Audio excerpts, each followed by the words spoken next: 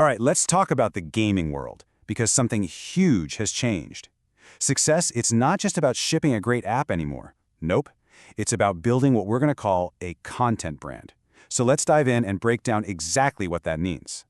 And this quote right here, it says it all. The game is no longer the final product. Think about that for a second. That one sentence completely flips decades of game development thinking on its head. So what does that actually mean for a studio trying to make it today? Well, it means we're looking at a fundamental shift in mindset. You've got the old way, the software factory, right? Their whole game is selling a one-time download. It's a transaction, and then it's over. But then you've got the new way, the media powerhouse. Their goal is so much bigger. They're building an entire digital universe. Honestly, it's the difference between just selling a product and creating a world. Okay, but why is this shift so critical? I mean, why bother? Well, let's get real for a minute and look at the harsh reality of the app market today. You'll see pretty quick why the old way just doesn't cut it anymore. So here's the deal. The app market today is just jam-packed. We're talking millions of games all fighting for a little bit of your attention. And because of that, just having a good game, it's not enough, not even close. The real bosses you have to beat are discoverability, just getting seen, and retention, actually keeping players around. And this chart right here, this pretty much tells the story for most games that launch without a bigger plan. We call it the spike and decay curve. You see that huge spike of interest right at launch? Awesome, right? But then, look what happens. It just falls off a cliff. By the second month, engagement is a tiny fraction of what it was at its peak. And that, my friends, is just not a sustainable way to run a business. So the big question is, how do you escape that death curve? The answer is, you become a media powerhouse. Let's dig into what that path to survival actually looks like. The absolute key is becoming what we call a content brand. Now, what is that? It's a studio that builds this whole digital universe to keep players hooked, on all the platforms they use. Social media, YouTube, you name it, long after they've actually closed the app. It's really about owning the entire conversation around the world you've created. And this is where the focus really shifts. See, it's not just about making a single app famous anymore. It's about building a real, loyal community around your studio's name, like Dracoarts. The studio itself becomes the star, not just one hit game. Okay, so how does the studio actually do this? Where do you even start? Well, the first step is to establish what we call IP authority. And a great way to do that is by explaining the science of fun that's baked into your games. Let's take a game like Bounce Tales, for example. Instead of just showing gameplay clips, what if you explained the science of it? The math behind the momentum, the physics that make the bouncing feel so good. Or maybe you document the technical hurdles you overcame to get that 2D feel just right on iOS. When you do stuff like that, you're not just a developer anymore. You become the go-to expert for mobile platformers. All right, next up in building out your digital universe.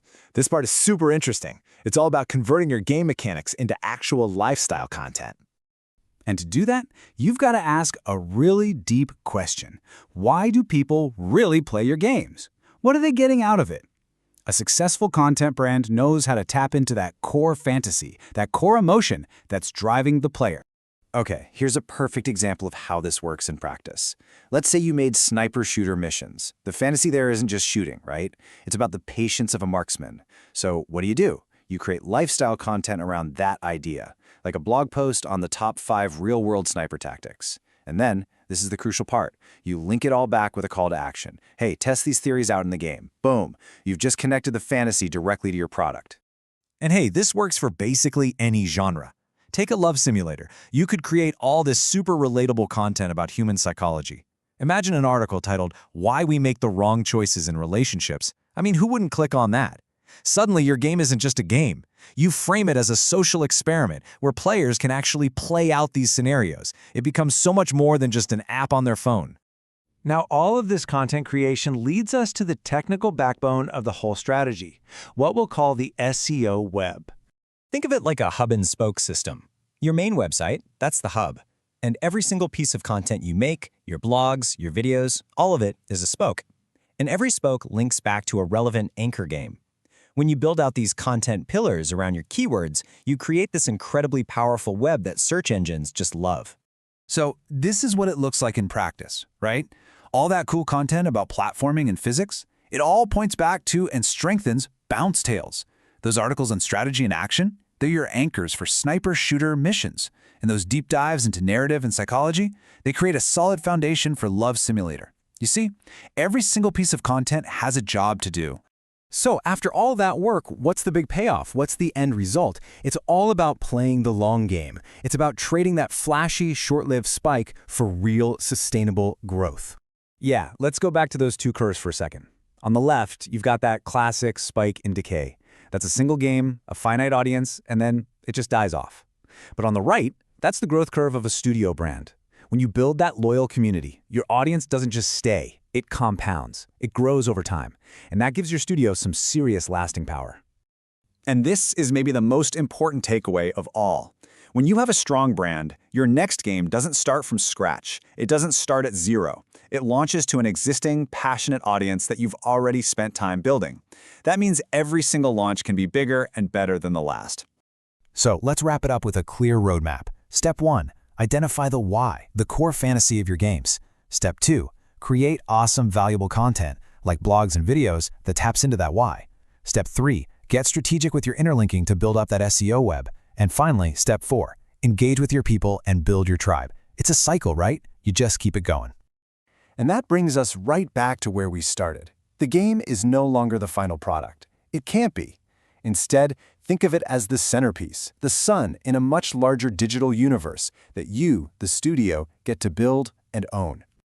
So when you think about your next project, the most crucial question you can ask your team, it's not about your marketing budget or your ad spend. It's this. Are you just launching another game? Or are you launching an event? Honestly, how you answer that one question could define the entire future of your studio.